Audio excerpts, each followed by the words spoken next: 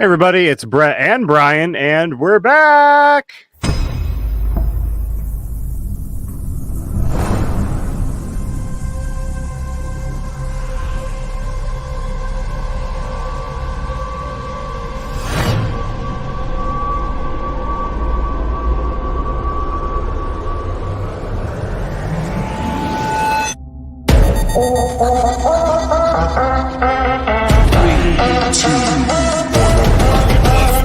If you got a story and you want the world to know it, if you think you ready and you ain't afraid to show it, throw your hands up high, yeah, we might stand out.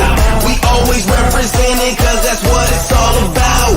We always represent it cause that's what it's all about. And if you love some indie comics, let me hear you shout. Like, just stay tuned, what's the story? Had to get that every time a brand new indie comic from the Dispatch.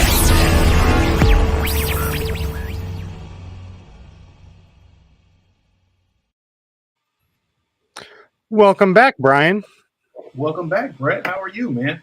I'm good. I'm better. I'm better. Can I say that I never get enough of that intro? I think David did No. an amazing job on that. He did. I was going to give him a shout out too, David Guringer. Man of many talents, but he composed that music. He sings the lyrics. He did everything for the music portion of that intro, and it's just amazing every time. I admit. I absolutely love it. What? I said I absolutely love it. Like he caught the vibe perfectly. So yeah, and also he's a really great guy, just in general. Yeah, super nice guy. His card game is going really, really well. Jenkins Jutsu. Yep. So, obviously, shouts out to him for doing everything he does, man. Everything. I'm looking down at the moment, but that doesn't mean I'm ignoring you. I'm sharing the feed, the stream. If you are out there watching this, if you want to share, we actually like that. It helps us. It helps us reach more people, and sharing the feed to groups, to your profile page, to whatever. It helps. It really does. So just click that share button, and sharing is caring in this instance. So we took a hiatus, and that was all my fault. Thank you for taking that one. Not true, but thank you. Yeah, no problem. So I mean, I have not made a secret of it. I switched jobs. I took a new job, and this has been the first time in 2 years that I've had to go into the office. And it's not only the first time in 2 years going into the office, it's the furthest I've driven for a job in like 15 years. So I'm driving into downtown Atlanta every day now. I'm working in downtown Atlanta, but that's with traffic, that's a bit of a hike for me. So it took me a little bit to get used to this new gig and to feel energized enough to do this again the evenings after work. I don't think that we take into account sometimes. I mean, I know it's like a show, we get on and we joke and we laugh, but like the background that goes into some of it, right? Like oh man, it's easy. Everybody wants to interview or talk, and like that's true, but scheduling and then the next thing, and then like you said, energy and everything else, man, it's a task. It's a lot. And so, I mean, through this transition, I've managed to keep the website pretty up to date every single day. Tons of indie comic news, and the traffic is like 4,000 unique people a month coming to the website. So that's been fantastic. But you're right. Like the show part takes a lot of energy. It does. And we got to be creative and new. I feel like there are like a lot of shows that cover like, hey, what's your next Kickstarter? Hey, what's your next Kickstarter? And I'm saying that as a person who runs Kickstarters. So right. It's great, but at the same time, that gets kind of boring because you're asking different people the same questions.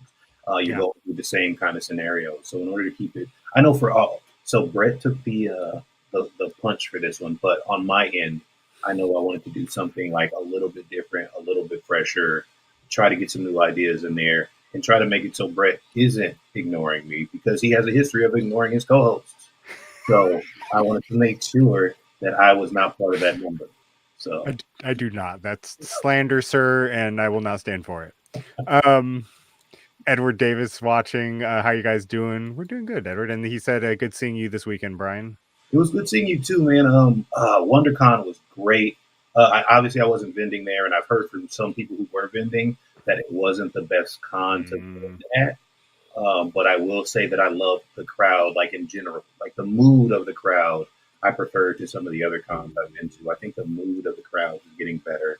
But when you're dealing with LA crowds in general, um, sometimes the indie scene is kind of pushed to the side in favor, well, Right. even mainstream, in favor of like Funko Pops and things like that. Like that's just what Southern California, LA culture is. It kind of is, unfortunately. Yeah. That sucks. That sucks. Edward, tell us. I hope maybe you can join us later, Edward. But we're gonna do some creator pop in probably second half of the show, so you can pop in and tell us how it was. But he said in the comment vending was definitely rough. Yeah, yeah.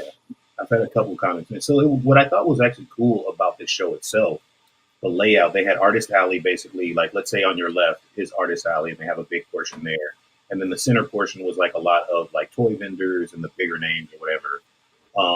And then on the right was like small press, which should have been like cool, right? It should have been like, oh man, they got their own section. People are going to go, but it ended up being, I don't know, man. I don't know how they portrayed small press or what they did because when I walked around, it was kind of, I mean, it was tumbleweeds, dude. It was a ghost town, Really? and that's a shame. I know a lot of people that left, they were there on Saturday in a small press, and then by Sunday or whatever, they had gotten a table in Artist Alley because there was just more foot traffic. Damn, that sucks so bad. Yeah, But I mean, I've heard that about a few other select cons. That's kind of the risk small press runs, is that you're either going to get attention or you're not. Um, Shout out David Rucker, creator of Decimation Earth. What's up, David?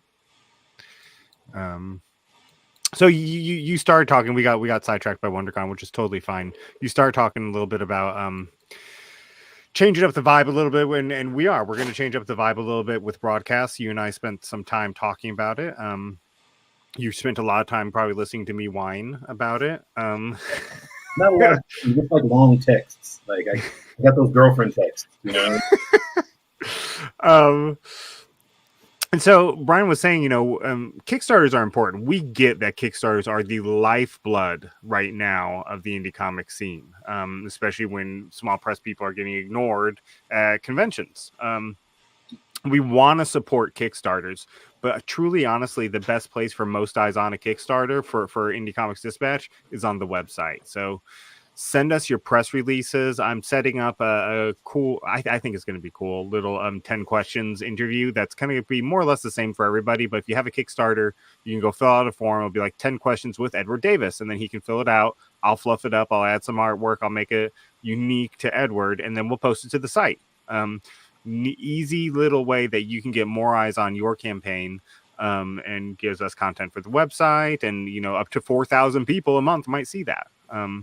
But for the show, Brian and I have been kicking around several ideas, and we've I'm not going to introduce them yet, but we've come up with a small group of, I guess, what we're calling regulars, people who will regularly be on the show, not a co-host, but regularly join us for different conversations, different topics, different segments, if you will. And I don't know. I think it's going to maybe hopefully be fun. Brian? Forward to it because if for no other reason than we'll get back to comics. A lot of it is, and I'm talking as a person who has to do it myself. And sometimes it's frustrating to not be able to talk about the thing that we like actually love, and it ends up being all promo. So I think it'll be cool that we get to have discussions about Moon Knight, right? Like that's not a comic, but it's something it should be on all of our radar. Whether or not we're into it, it's something that we should all be talking about. Different movies, different properties, different things, even the comics themselves. Yeah. So that'll be a really, really fun time. And everybody knows, like, again, personally, I always try to shy away from judging or reviewing other indie comics because I don't believe it's fair.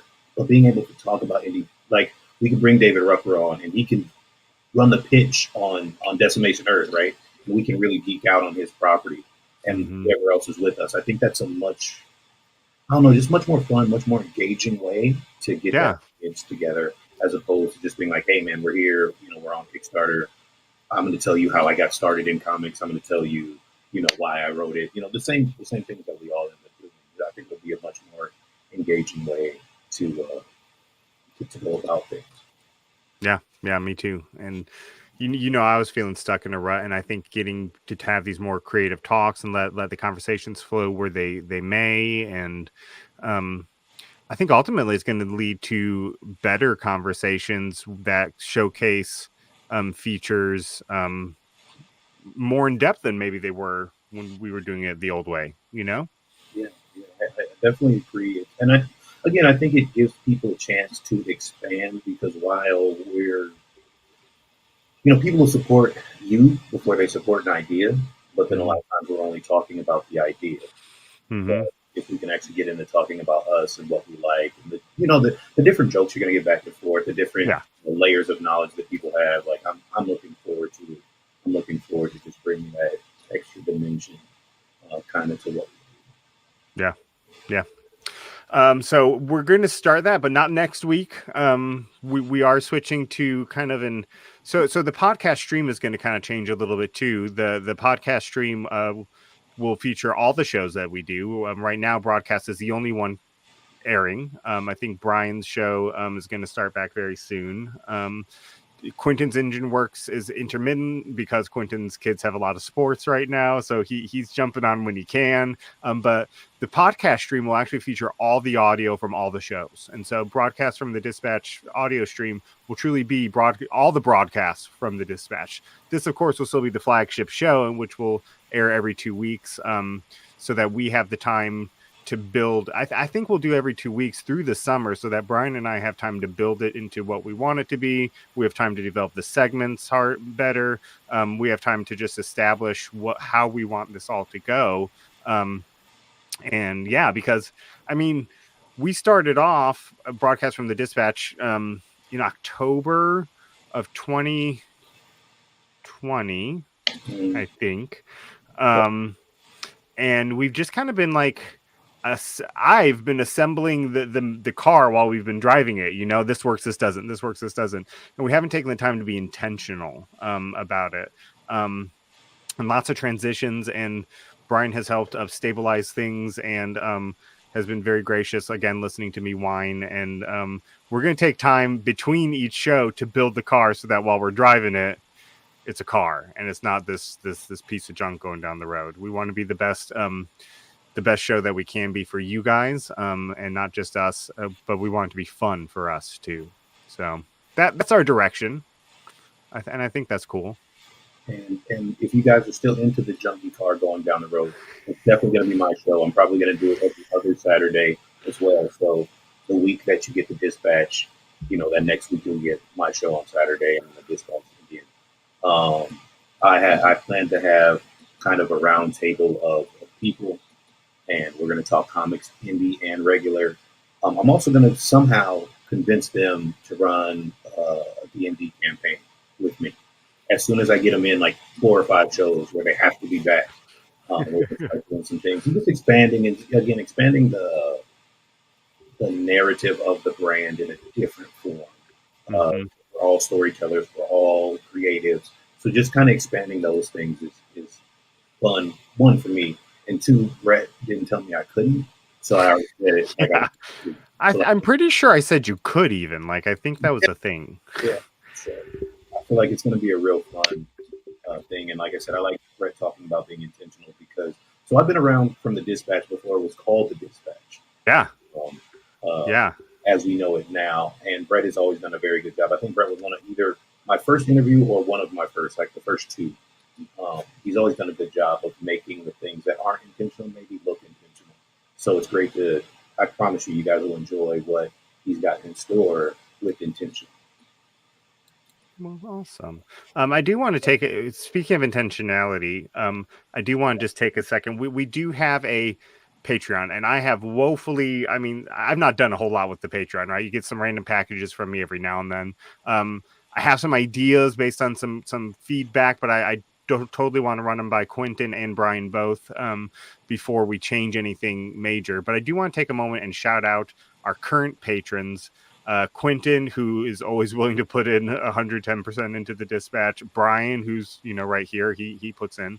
Aaron Guzman, I believe the artist on mini comic bundles, if I'm right. I could be wrong. Brandon Foster, great Atlanta area indie comics. I'm going to get this last name wrong. Jason Lavochikin. I'm so sorry, Jason. But Jason's just a great supporter of indie comics in general and comics. He's a great guy. Dan Schmidt. Dan is always. I'm going to start the official Dan Schmidt fan club because I love Dan that much. And he helps the Dispatch, and Celeste Cornish, who's another big supporter of Stranger Comics and just indie comics in general. So that's our current patrons. If you want to sign up to be a patron, please do patreon.com/indie comics dispatch. We're going to be shouting out patrons each show, and then figuring out some level to where like we will post your Kickstarter link or post a link to your book or give your book a shout out every now and then. It won't be a whole interview, but at a certain point in the show, we'll shout you out. So trying to figure out some better give back for our patrons. Is just real quick, and this the first time I've heard it, right? But is Cornish also Niobe Cornish on like Instagram? Is that? Yeah, I think so. Yeah. Okay. Oh yeah, I mean, in case Celeste, in case you see this, yes, you are an amazing advocate for indie comics in general. Mm-hmm. You're very, very generous. You've been really, really awesome. Obviously, to Stranger Comics, obviously to us, Wingless Comics. I've seen stuff with Godhead, just everybody. So I definitely want to shout her out. And I also think that Dan Schmidt and probably Brad Army should become like a tag team, because they should are like, you know what I mean? Like they are dogs with a bone with indie comics, and so we appreciate you guys too. I just saw, speaking of appreciation, I just saw Sean Evans pop into the chat. Sean, I have, so I'm going to switch now because I saw Sean show up, but I have some books that we've received at the Dispatch since we've been on hiatus. And Bitey, I love Bitey from Sean Evans. Sevens Comics is his imprint. He writes, he draws. Bitey is just a fun little story if you like zombies being chased by their zombie mom. And Inksucker is his newest one. I've not read Inksucker yet, Sean, so I can't vouch for it, but I'm sure it's fantastic. Are we doing shout outs? Yeah, let's do that. Yeah, let's because I got a couple. I got this one thing that I want to show you because it's the best package I've ever received. So I got special dice here. Oh, shit. Given to me by the amazing Blackness and Dragons crew. So full disclosure, the dungeon master for Blackness and Dragons is my sister Jordan, and obviously she's a great person. I love her to death. She's going to be writing Lux for me. But Blackness and Dragons is in their 4th season. They just started last week. They'll be back next week. They took a week off this week. So it's been amazing. They're an amazing crew over there, and they're hilarious. They keep me in stitches. They are. Also, we got Power Broker from Unlikely Hero Studios. Lori and Eric and Sarah, they're always great. They're putting out tons and tons of books. Right now, they are on Kickstarter for yet another title because they never stop. Surgeon 5, is that what's on there, I think? It is. Yeah. John Pence, great writer, great author. The Surgeon's a dope book. We got this Niobe. Nice. Blade, the uncolored, the Virgin. You get the Virgin Niobe. That's my best. That's your best Seb. Like, yeah. You get this cover, and I'm gonna give you another thing. You just sell me shit, and I don't even need it. He makes like $20,000 every Thursday night or whatever on Instagram. I swear to God. But the guy's the product, though, right? So even when I went to WonderCon, I actually own all this stuff, and I still got this because it just looks gorgeous. And then lastly, we got Emerald Quest. Again, full disclosure, I will be writing Emerald Quest starting with issue 5 from FSK Comics. Michael Watson and those guys are great. And 5-star also from FSK. Nice. They are pumping out books like it's nobody's business. They are. They just launched another one, didn't they? Yeah, Fish Lee's Green Zone. Yeah. Quentin, Quentin, if you're listening to the podcast stream, Quentin, host of Quentin's Engine Works, just commented, "Unlikely Heroes is having angry sex with my wallet. I'm not giving that comment any context. You have to figure it out from there." Geez. Oh, so I'm going to start with this one thing that I got in the mail. It was completely wrapped, and I had no idea what I was opening at first. And it is the most beautiful box I've ever gotten from an indie comic person. And it's going to go back there on my shelves somewhere. So I've not actually opened it beyond this. I opened this box up, Frontier Forever. Check out this box they sent it in. Ooh, that is nice. They have the logo on the back. They have a back image. Nice. I know, like their little Very, symbol. very Yeah, and then so I've not opened it yet, so hopefully the inside isn't shit. So, but I'm going to open it right now. unboxing, guys. And yeah, still dope shit. Magnet, I had no idea about. Is this fucking mints? What is this? I don't know. I feel like if it's in a small like metal container, I feel like they're mint. Oh, it's a pin. It's like a mint container, but it's like a pin. Ooh. That's kind of fun. I have an actual fabric patch, a wood token, a wooden nickel back in my day, and then the actual books that I ordered. Dan Schmidt, I think, is in this one as part of the official Dan Schmidt fan club. I'm pretty sure he illustrated a story in there. But this is when I open this. I am a fan of saving money on shipping. Don't get me wrong, but this is goals right here. Like this is beautiful. So did it come wrapped in like a mailer bag or? Yeah, it came in like a bubble wrapper bag. Oh, okay, that's actually awesome. That's a smart idea. Okay. Yeah. So I was super impressed when I opened that up. And then Eviction Bellum. Got that since the break, I believe. So be careful. Be careful. Be aware. Number 2 is coming. Number 2, I think, before the month is up, I think they're going to be back on Kickstarter. Still evicting the Bellum, I guess. Yeah, right. So yeah, that's good. Constant Hustle Comics, follow them if you're not. Like Brian said, 2's coming up. This is a lot of comic. This is I forget how many pages this was, but this is a lot of comic.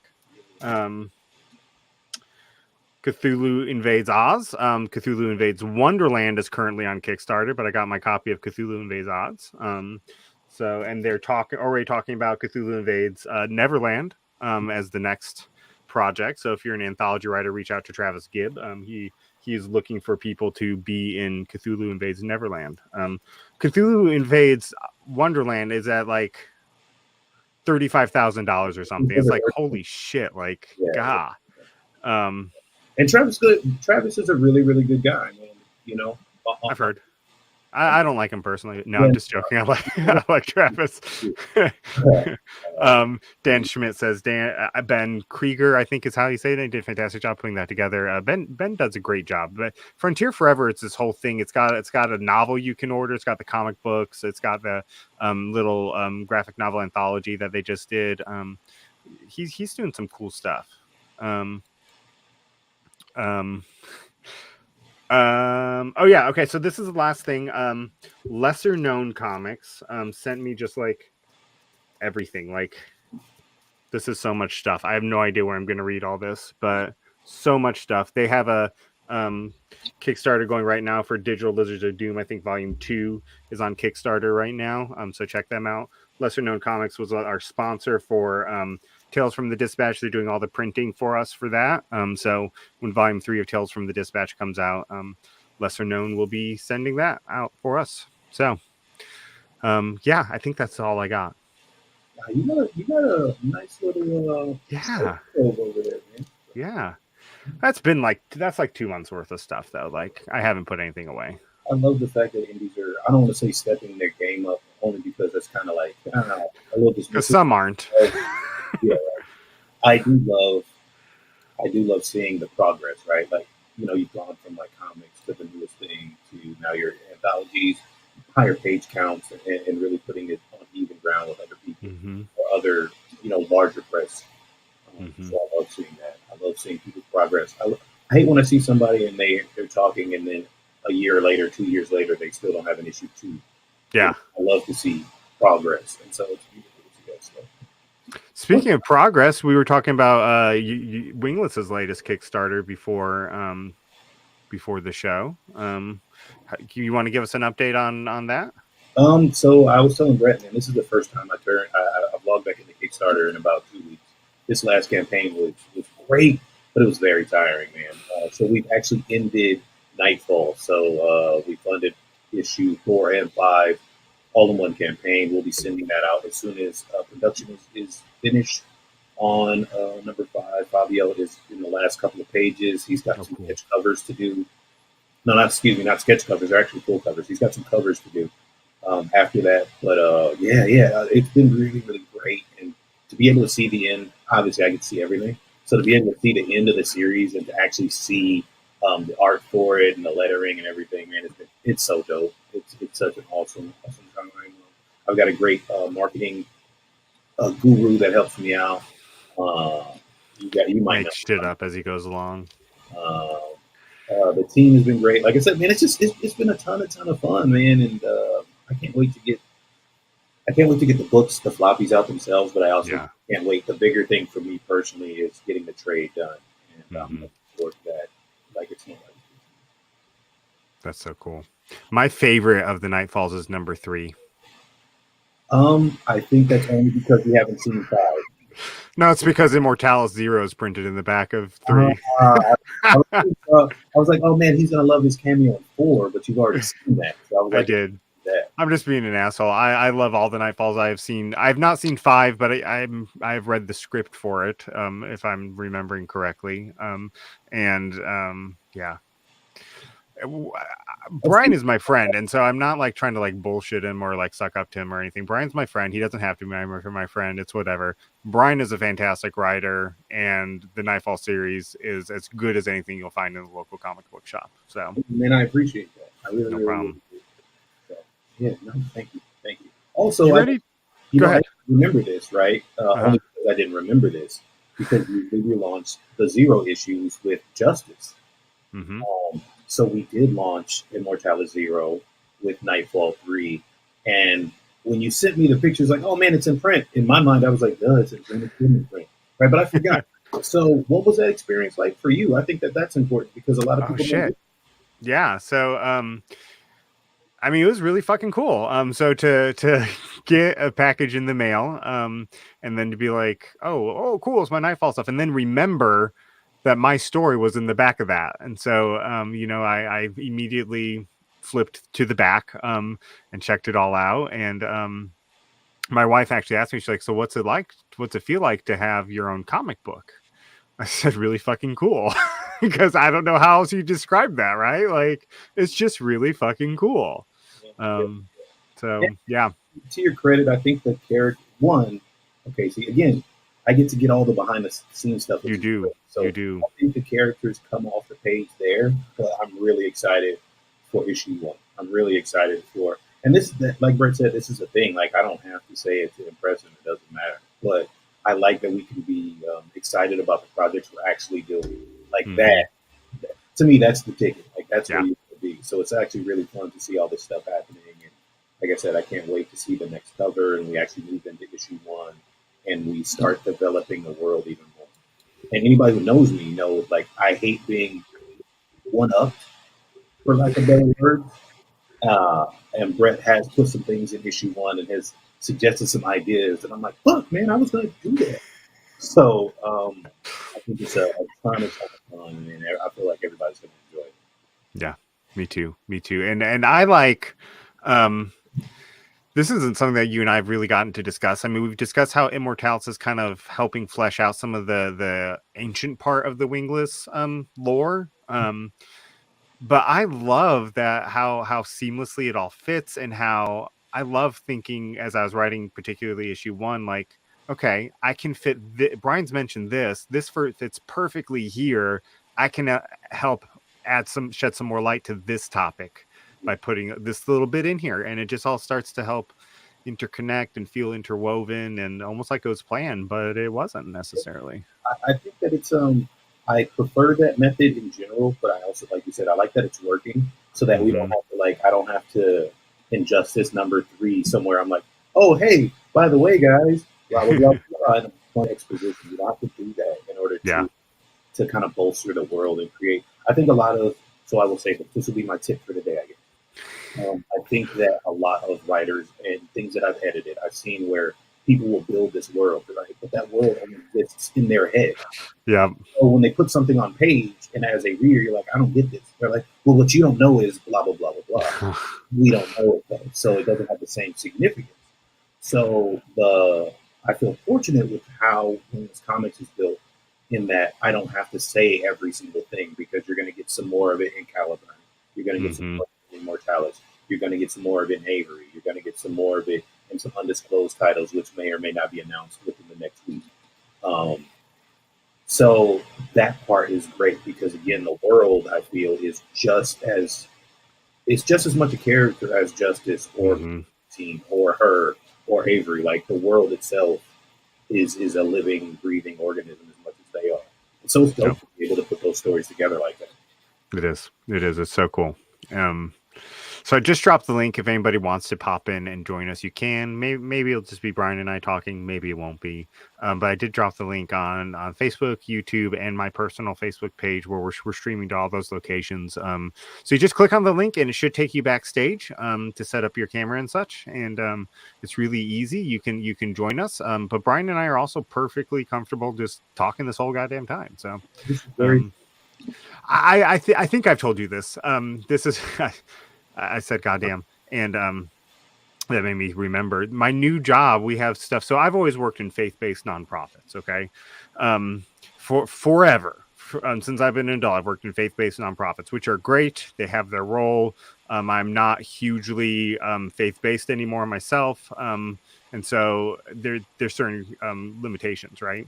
But my new job, there's all these coffee mugs throughout the break room that say fuck this, fuck that, and they have the stuff to make margaritas in the break room if you want a break room. There's a bottle of whiskey on the counter. I mean, like, I'm like, oh, this is where I belong. You are my people. nice. So anyway, I love that, and I'm not coming home drunk every day. I've only had one margarita, so don't worry about me. Yeah, I see. All right. Good job. I wish I could have them where I work sometimes. Yeah. I really wanted to. That's probably not that's probably frowned upon, isn't it? Yeah. Right? Yeah. Yeah. We won't discuss where Brian works, but it's somewhere with lots of regulations. Okay. Let's see. I'm gonna pop Ed on first. Hey, Ed. Hey, how you guys doing? Doing good, man. How are you? I am good. Now you have something coming up, don't you? I do. I have a Kickstarter going right now. So we right have now. about 13 days. I think you already backed, actually. I think I did too. So you guys are awesome. Appreciate I'm so it. confused. Yeah. Yeah. Immortal I backed Era. So many. It's kind of like I get so many packages in the mail. I'm like, when did I back this thing? But it's good. I always got indie comics coming to the front door, so I can't complain. Yep. Same. So tell us a little bit about Immortal Era. You've been on the show before. We've talked all about it. People should know Immortal Era because it's a really fun, cool concept on the undead, I guess, or the non-dying. Kind of, yeah. Yeah, I mean, no one dies, but no one's, a zombie. So it's kind of you're anti-zombie with the walking living, I guess. But the basic premise is it's 200 years in the future in a post-apocalyptic world where no one can die. And I'm about to launch into my pitch that I did so many times over the weekend. I had it timed down to a perfect 30 seconds, and that was how I kind of. Well, give it to us. Give us the perfect pitch. This is a great learning moment for people before they go to cons, and gives you a chance to sell your book too. So go for it. Awesome. So all right. So I'll launch into it as if you're standing in front of my table. So Immortal Era is a post-apocalyptic story that takes place 200 years in the future in a world where no one can die. But with their immortality, they don't gain special abilities or powers. They continue to age. They can still get sick. If someone were to lose a limb, nothing's going to magically regenerate. So we're not looking at a world full of ageless vampires and superheroes. Instead, we're looking at a world where a decapitated head can still function in regular society. So it centers on a group of 5 underground dwellers forced to live there by the government because they're considered illegal citizens. There they have to fight off nightly attacks from gangs and cannibals, while they're also out looking for relics from the past that will explain exactly why people stopped dying in the first place, so they can restore the natural life cycle and save humanity by killing them.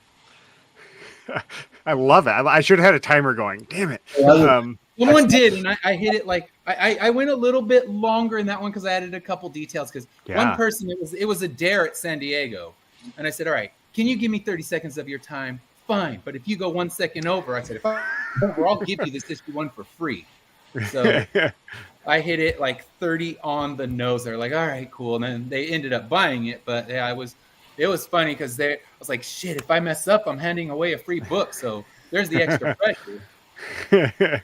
That's awesome. Well, why don't you drop the link to your Kickstarter in the private chat? I'm going to keep you on screen, and I'm going to welcome Alex Sorbello, creator of the Gyro Universe. Hello, sir. Welcome. I'm trying to get my camera back. Here we go. Hey, Ed. Nice to meet you too. Yeah, nice to meet you. Excited to read your series. Thanks for all your help promoting mine. Oh, of course. Yeah. I'm happy to help anyone. I mean, it's kind of that's the way the indie comic universe goes. Like you get someone's back and they get your back, and just Absolutely. share it around. Especially since Facebook decided to block my account. I'm like, dude, I don't post shit ever. Why the hell am I getting blocked? Dude, Oh my God. I messed up their algorithm or something, and I can't even like posts right now. So I got some weird thing like that on Facebook too. Like, because it said I was spam posting. I was like, That's just because I always report you, Alec. That's what's up with that. That's my bad. Yeah. someone reported me, I guess. They're tired of hearing about my Kickstarter. Oh, so Alec, give us a 30-second pitch. I'll do it in 10. Okay. So the Gyro Universe is an existential adventure to give you all the perspectives on an alien invasion. So all the necessary perspectives on an alien invasion. And so that's like my elevator pitch. But basically what I mean by that is when I read or watched or, took in any sort of alien apocalypse entertainment, I always felt that, we were missing so many perspectives. Like what is going on the aliens planet that is causing them to invade in the first place? And then from the aliens on Earth, like what's it like for them invading? Like how many series do you see like what the aliens are going through when they're on their planet? I mean, you have like E20, you have Fallen Skies, which you get a little bit of it, but I always felt like it was missing a lot. So that's kind of why I started writing. Love it. I love it. And it is a unique book, told from a unique perspective. And I really like it. And there's only more coming. Like the first two, so I do it in sets of 2 issues. So like the first 2 issues is like an invasion thriller. So you get like a people's perspective, and you get to see like the aliens who are actually doing the invading. I'm on Kickstarter now for issue 3, and the next 2 issues, issue 3 and issue 4, are taking place from one of the main protagonist alien like 100 years before they came to Earth. So what life's like on the moons back then, how it all started, and then the next 2 issues, 5 and 6, are going to be like a political thriller from the government of the aliens. It's really fun. Yeah. And so you're on Kickstarter now. Drop your link in the private chat. Yep. We'll post it in the poke chat. I just posted Ed's link for Immortal Era 1 through 6. It should be, if you're watching on my personal Facebook page, switch over to the Dispatches stream, and you'll see the link there. StreamYard doesn't like posting to personal stuff. While you do that, I'm gonna add. Oh, can I do this intro? Yes. Do this intro. So I'd like to intro a man who actually we have never been on a podcast together. We have never officially met, but we travel in the same editing circles. And most of the time, the information I'm giving someone, he's giving someone, and we're usually calling him dumb. Because we're editors. No. Chuck really honestly needs no intro. No. Indie editing, darling, in my opinion. And so, without further ado, here's Chuck the Note. Dude, damn! I couldn't have written a better one for myself. I gotta hire you. You can be my hype man. That's fucking awesome. Chuck, how you doing this evening? I'm honestly, I'm. You know what? I'm good. I'm good. It's been a rough couple days, but I'm trying to keep my energy up, and I'm trying to have kind of a chill day. I'm doing some light editing on a project right now that's on Zoop, and while I'm doing that, I thought, I'll look around and see, and I was like, you guys are live, and I'm like, all right, I'll check it out, because I like to keep an eye on all the different podcasts and whatnot, and you guys were like, creators come in, and I'm like, I've never been on the Dispatch. I've been on a lot of shows, but I've never been on the Dispatch, and I'm like, oh, yeah, I gotta do that. I gotta come pop in. Totally. You need to bottle up that energy and sell it because I could. Yeah, and this is me not in an amazing mood. So yeah. Try catching me when I'm doing good, like at a show or something. Yeah. That's awesome. Well, it's good to have you on, Chuck. Yeah, we've talked internally many times about just different names, and I know your name has come up on more than one occasion, and it's just never worked out for some reason. But I'm so glad you're here. Tell us a little bit about what you got going on in your neck of the woods. So what kind of projects you got? I currently have 5 projects up on. I need a little. Yeah, you're welcome. Yeah, you can have a little if you want. I have 5 projects on crowdfunding right now. Wow. One is Immortal Era. I was the editor for issue 6, and then am I allowed to say the little announcement, Ed? Yeah, go for it. Oh. As of issue 8, I will be the ongoing editor of the series. Nice. Yeah. So I'm very excited for that. I love what he's doing on that book. Super excited. We got along really well, and I think that I can't wait to see 7 and 8 and move forward because he's got some really cool plans. So we've got that. We've got this one that I'm working on now, which is on the crowdfunding platform Zoop. It's called Shuffle, and it's for Arledge Comics, and it's about a superhero who his powers are connected to his constantly shuffling music player, and so every time it shuffles to a new song, he gets a new superpower, and every time a song ends, he loses all of his powers. So it's a fun all ages superhero book. I got that. I got what else do we have going on? Oh, today Green Zone Enter the Blocks came up from Freestyle Comics. I'm on that one, which is basically like X-Men, except for everything is. It's almost like the X-Men and the Morlocks together. It's like X-Men as policemen. So like actually X-Men meets Training Day would be the perfect way to explain this book. Yeah, it's a really good book, and a lot of it is based around the writer artist Fish Lee. It's based around kind of his dealings as a youth in a lot of like urban areas in I believe his home state of Arkansas, and kind of dealing with racism and all that kind of stuff. So really good book. I mean, he has a really unique voice, and that book is just so cool. And then we have the 2 epics, which are Cthulhu Invades Wonderland, which I'm editing and I'm writing. I have 2 pieces on that one with Travis Gibb and the whole Orange Cone clan. Nice. And then I'm also editing I also edit a piece for Leanne and Gino that is in Cthulhu is Hard to Spell Battle Royale. I love that name of that title. Right? That was so cool. Well, you just have so much going on, Chuck, and yeah, I think we all need a little bit of your energy right now. Absolutely.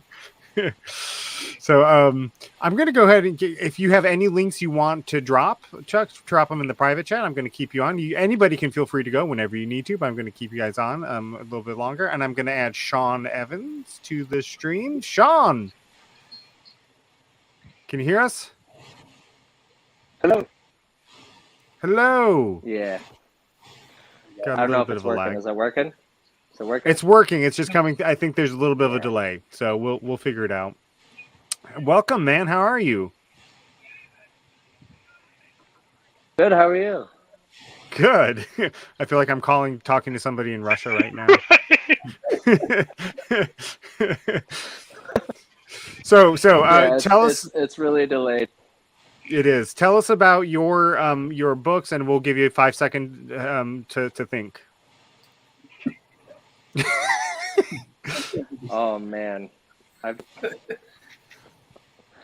just been so busy lately. I thought we had him for a second. I know, right? I did with this ghost story. You're good. You're good. Go, Sean. I don't think it's working. No. Ah, Online teaching last You know year. that was going to be good, too.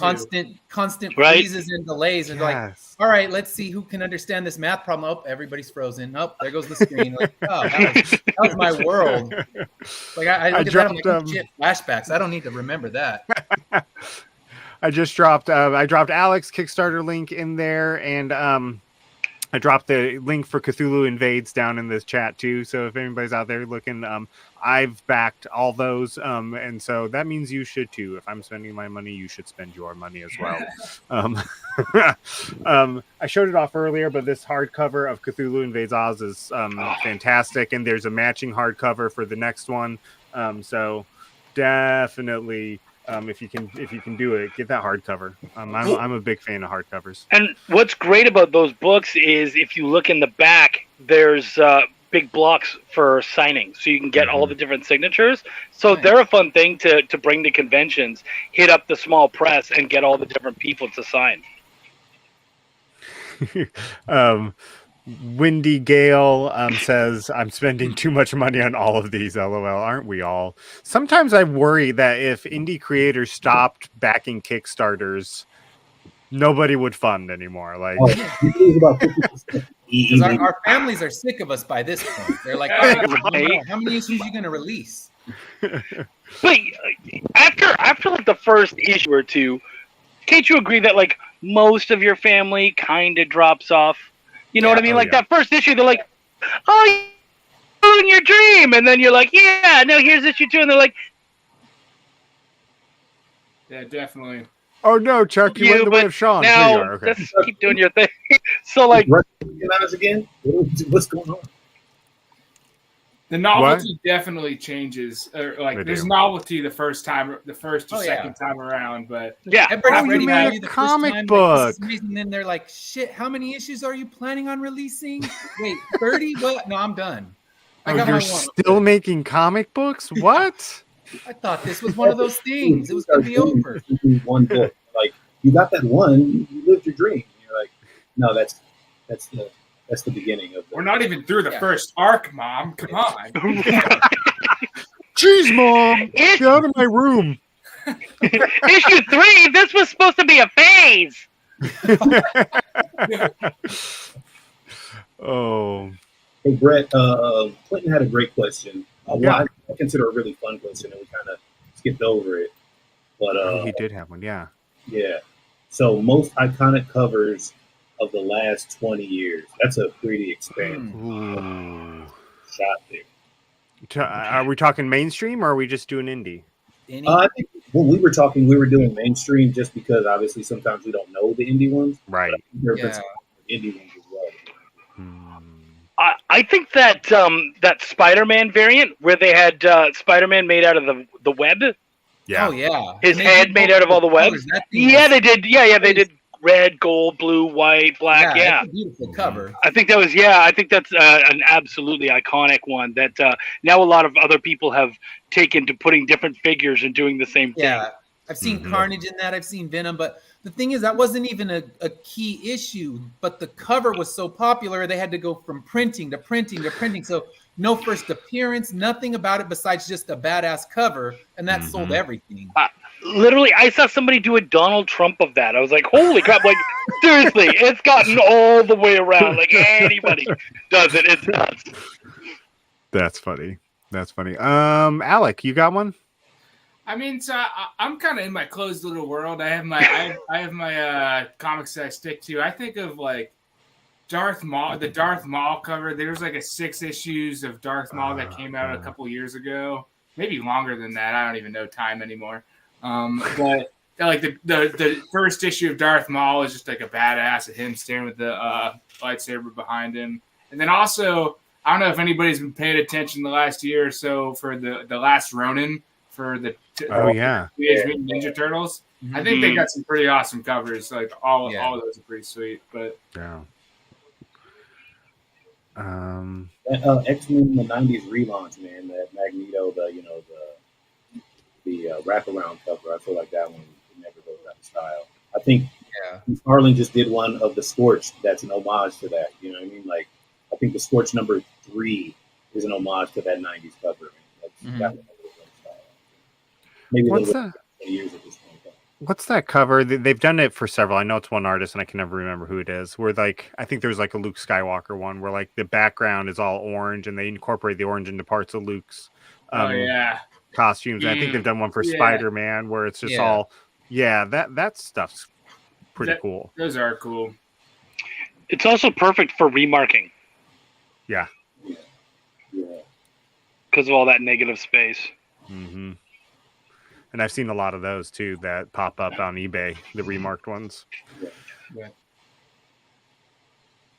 Anybody else? Yeah, because my brain is so. I think I that. know. Oh yeah, this one that came out in the '90s. I'm like, wait, shit, that's more than 20 years old. I feel. Yeah. My brain doesn't tell me that. Wait, yeah, that's like 30 years old. You're just old now. Well, like for me, most of what I've been reading the last like 5 to 10 years is all indie. Like, and I mean, even I've almost stopped doing reviews at this point because most of my writing, and I'm sure Brian gets this, it's scripts and it's people's comics that you're proofing and all that. And by the time you're done reading all these scripts and reading all these comics, it's like, do you want to sit down and read? No, I don't. I want to do anything except for that right now. And it's not that like there's so much amazing stuff going on, but it's just like, and I certainly buy them. It's just, you know, after you've read so many of these books, you just, the last thing you want to do in your off time is do that. And someone was saying, I don't understand that. I was like, okay, imagine being a gynecologist. How often are you going to try to have sex, do you think? And he's like, oh, I kind of see. I was like, yeah, you see it at its best. You see it at its worst. You see it every day, all the time. It's not so amazing anymore. And he's like, yeah, no, I get you. It's like, yeah. Yeah. So I'm like a gynecologist for the indie comic world. Quinn says I can relate. Yes. See, Quinn, you get me. Thank you. You get me. Oh, that is probably one of the best descriptions I've ever heard. I actually told him to send me the script instead of like the like,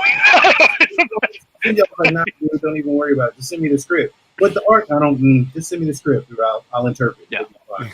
Like, it's much easier.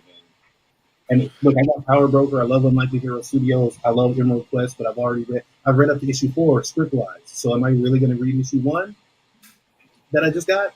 Probably not. Right. You know, I love it, but nah. And I made Chuck have to read all the issues to catch up, so he knew what the heck he was editing for issue 6. Like, yeah, you got to read all 1 through 5. So, here's another stack of things to read. So Chuck edited issue 6, and he's picking up at issue 8. Yeah. What the hell happened with issue 7? I have another editor. What it all happened. He's two-timing you. It was actually my wife was the original editor, and she was in a car accident that prevented her from being able to edit. And we brought in Aaron Dowen for issue 7. I basically was reaching out to people I know who did editing, and I'm like, help me out here. She can't even look at a computer screen without getting a splitting headache. And I needed, issue 6 was already nearly done, but we needed that prep work to make sure it still had a good flow and everything. And with Chuck, I both of them were amazing editors, and I don't want to take away anything from either one. Yeah. And my wife's a great editor. She got us through the first 5 issues with what she was doing, but she doesn't come from a comic book background. Right. So when I was talking to her with Chuck and with Aaron, I said, these guys have a comic background, and she's reading the same notes that I read from Chuck. I'm like, okay, now check out the way he's doing it, the way he's, the notes that he would give for editing a comic book, because she's looking at more story. She'll still tell me, we'll still go through and be like, she was like, that character wouldn't say that. The dialogue doesn't work for that one. So we're still going to, pour over every single panel once the lettering's done. And she's going to sit here right here with me doing it. But Chuck can guide along, the pages before they get sent to the art team. Mm-hmm. And then awesome. Aaron, he grabbed issue 7. And like I said, he did an amazing job as well. So he helped push that. And then we just kind of talked about it. And I'd love to hire 2 editors, but indie comics aren't cheap. So it's like, yes, we can't bring in both editors. And Aaron is someone I'll definitely bring in on a future title, because there's 3 or 4 titles that I'm working on. Once I finish this first story arc, I can kind of take a second from Immortal Era, still moving it out, but think, all right, what else can I put out now? Because now we'll finally have the first trade and able to move into, that second story arc. And now think about, okay, I have 2 or 3 titles I want to launch, and I'm going to need a good editing voice for all 3 of them. Mm-hmm. That's awesome. That's really cool. And I am a huge proponent. The indie comics that have an editor, just anybody looking at it, really are better. Anybody, find somebody. Find somebody. Now, when you see written and edited by, it's always a bad sign. Yeah, because you never edit your own work. I love my words. I don't want to cut them. It's like, no, they're good. I'm saying the right thing. Trust me, I know me. If you get your best friend to edit your book, your best friend is your best friend for a reason. So they usually have your back. Just go to Chuck. You know what I mean? Like, Chuck, because your best friend is going to be like, "Oh no," and they're going to be light on you. To say 2 words. On top of like just being able to cut out just cut out what you don't need for like extra dialogue that's not needed. How many times do you think you look at the same mistake and you don't even see it? You don't see it. Yeah. That's the biggest thing for me. Because at least I'm pretty good about like cutting out things that aren't needed, because I go through like various stages of like writing and editing. So I think I'm good at that part. But I mean, when I was doing issue 2, there was like, there's a thing in my series called Lamadium, and like it's something exclusive to my series that I made up myself, and I spelt it wrong, and it was spelt wrong for like literally like 2 months, and I had no idea. And I sent it to my editor, who's really just my friend, and he's just like, "How do you spell that word wrong, bud? How do you do that? Isn't that like the whole thing?" And I was like, "Good question. I don't know." That's hilarious. It's funny because I've had several people say, "Oh man, I use my wife," and I'm like, "Look, dude, no doubt that your spouse is probably an intelligent person, and I'm sure they're excellent with the English language. If that were all we did, then maybe that would be great." Right. But that's not all we do. Your wife or your spouse is not going to tell you, "Yeah, your turn page is shit," and the pacing is all off, and stuff like that. Like they're not going to know what's going on. I had one book that came to me where I had to make a mark, and I had to tell him, "You can't do a double page splash on pages 5 and 6." And he's like, "What? Why not?" And I was like, "It's the same piece of paper, dude. You can't. It's not double pages." He's like, "Oh shit! Oh yeah, of course." Like, yeah, man. And like, no offense, but your spouse probably isn't gonna know that. They're not gonna catch that shit.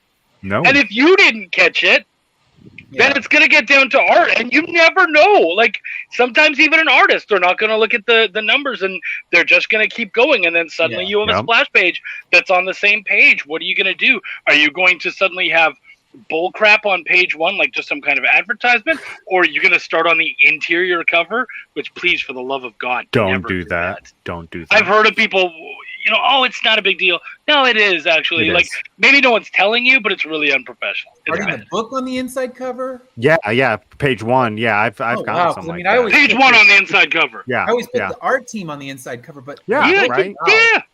I do like the copyright and like where to find the series on the cover. Like any mainstream book, right? There's standards for a reason sometimes. But just opening it up and boom, right away. We got one other creator backstage I'm going to let on in just a minute, but one of the things that everybody needs an editor for is because sometimes you misunderstand idioms. Have you guys ever read a book and like somebody's totally misunderstood a common phrase or something, and it's like, what the hell is he saying? It's like, oh, he thinks it's this. I wish I had an example, but I don't. All right, I'm gonna bring in Dwayne Robinson. Dwayne, hey, what's up, man? Fellas, what's up? Dwayne? What up? It's nice Animation, to see comics, all entertainment. together. You know what I mean? I've seen everybody separately, so it's cool to see everybody together. Hey, nice to meet Dwayne's one of my favorite guys. I love his stuff. God, Thank you. Hey, man. Congratulations on your Kickstarter, brother, man. Thank you. And shouldn't we be saying that to you? You just ended Yeah, salvation. congratulations on yours. Yeah, you know, Yeah. Got it. Yeah, we got it done. It was a dogfight, but you made it through. That's You what did it. matters. Yeah, man. did You know, it. because the dead zone, man. Once you get out of the dead zone, you God, fight your way out, and you see what happens. And so The that's Kickstarter lull is real. It's brutal too. Tell Then me you get about those people that you don't just go stay steady. You get those people dropping. So all of a sudden your graph's dropping and dropping. He's like, oh man, how am I going to get it back up? Yeah. It's definitely a grind, man. I don't know. It's a lot of times I was questioning if it was even the story because we go to conventions, people they're like, oh yeah, werewolves, and then we're like demons, and they're like demons. This way. They look at you funny. You're like, hey, it's not that bad. Just read it. And when people read it, they're like, oh, okay, it's not like that bad. It's got demons in it, but it's not like demonic. Yeah. Oh, I what's wrong with demonic? plenty of times at creative shows. stuff. When I mentioned a decapitated head's a character in my book, they're like, ooh, this guy's Yeah, wrong. but No, as not long like as it's that. part of the story, or there's a reason to it. You know what I mean? People, Yeah. then they understand. You know what I'm saying? Yeah, So- they But you don't know what? get it. There's certain books though that do say better at a convention than they'll do on Kickstarter, or better on Kickstarter than they'll do at conventions. Like I actually find horror books don't always do as well as at conventions because they end up being a little more niche, unless of course you're going to like a horror convention or something. Yeah. But a straight horror book at conventions they don't necessarily do amazing, but on Kickstarter they go gangbusters. Yeah. So it really just depends, and that's something you kind of got to understand. Like when you're going to a convention or something, what kind of books do I have with me, and are they going to hit the niche? Maybe I should try to sit near some other people who have similar stuff, so we can kind of work off each other. Yeah. Yeah. I'm I gonna think add. for me, the thing that always catches people's eye is the artwork. For the Salvation series, the issue 0 with the eyes, that's always like, ooh, what is that? And then you get into your kind of little spiel, your little pitch, and then they're like, okay, I'll give it a try. So it's just people, man. It's just people, and that's kind of what the cool thing is about it. You know what I mean? Because you never know who is going to come up to you and go, I want this. Opposed, sometimes it's quite the opposite. Sometimes, I see a guy, he's got skull tattoos and he's just rocking it out. I'm like, okay, he's gonna love both these stories. And he just walks right by, and you're like, okay, all right, here we go. Never the ones you predict. Right. Sometimes my you gotta kid was adjust sitting your behind me pitch at the last con, and she was thinking like, this one's gonna be a yes, and this one's gonna be a no. And the ones that you think are guaranteed to be a yes, like this is my person. They're like, oh yeah, sounds good, thanks. And then they walk away. And then the person you think there's not a chance in hell I'm selling a book to this person, they're buying all 5. So Right. that's why I pitch to everyone. I'm gonna fail 95% of the time, but that 5% is gonna keep me afloat. And you gotta stay resilient. I've only done one con, and it was a smaller con in Massachusetts. But like you do a pitch, and then like 10 times, like people would just like keep walking, and they're just like nah, and they don't even say anything, and they keep walking. But you gotta just change it up. Sometimes I remember there was this one time I was pitching at this guy. I was like, "Do you like alien invasions?" He's like, "No." I was like, "Political thrillers?" Oh, he's like, "No." I was like, "Action adventure?" No. I was like, "Independent creators?" He's like, "Okay, yeah, sure." You found the one. Yeah. I'm gonna pop Jason Alexander in real quick. Jason Alexander, Fogbreaker Studios, mini comic bundles. What's up, Jason? Are you in your PJs? Am I in my PJs? No. Yeah. Okay. I think that's like that shirt. After 40, for some reason, like after I shave my head gets cold. So like when I get home from work, I usually just throw a hat on just to kind of like keep moving through the day and like not be complaining all day about how cold I am. But no, I'm good. So I just want to make sure sometimes Brian has his TV on back there, and then nudity appears on Facebook because of Brian.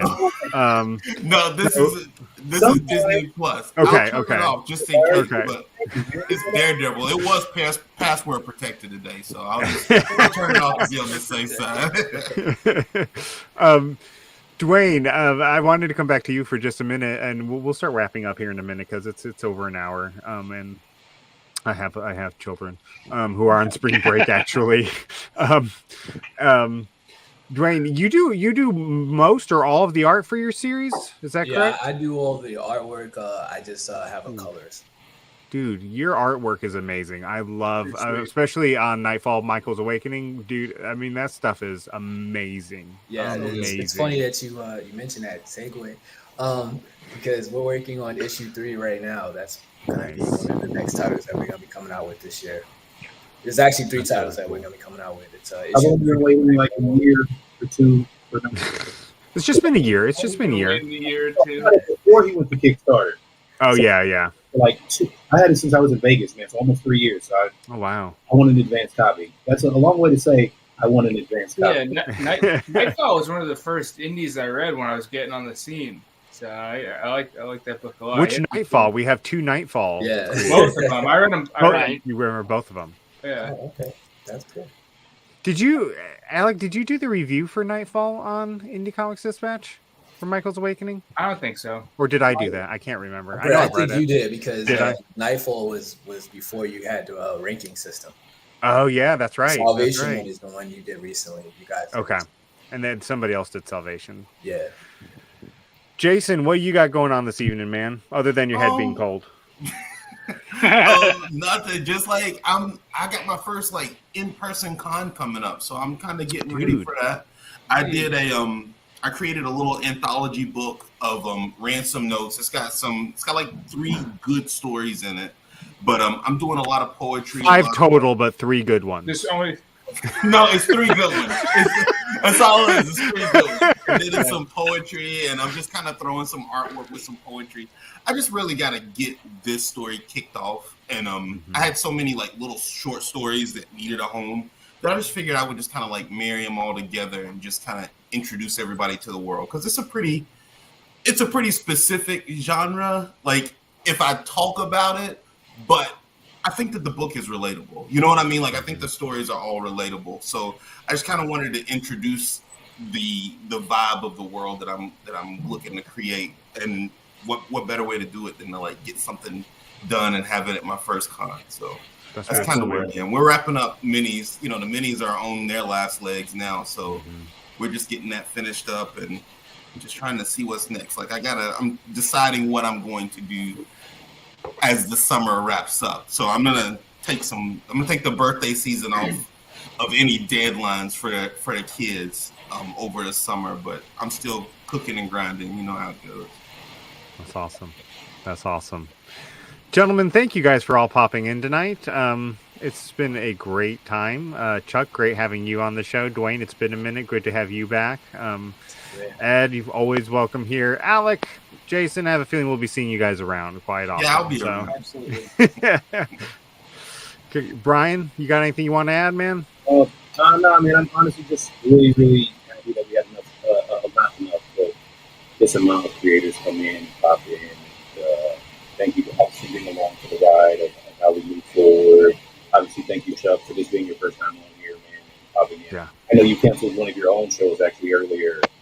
Computer chemistry, and so you were going to step away to do some work. So, thanks, man. I appreciate that. Awesome. Well, guys, and everybody out there watching, we'll be back in 2 weeks. We'll have an announcement about what we're going to be talking about soon. But 2 weeks from tonight, we will be back with another episode of Broadcast from the Dispatch. And you got suggestions on topics. You got suggestions on guests. We are all ears. We are trying to stick more towards topical, less towards Kickstarter promotion. But,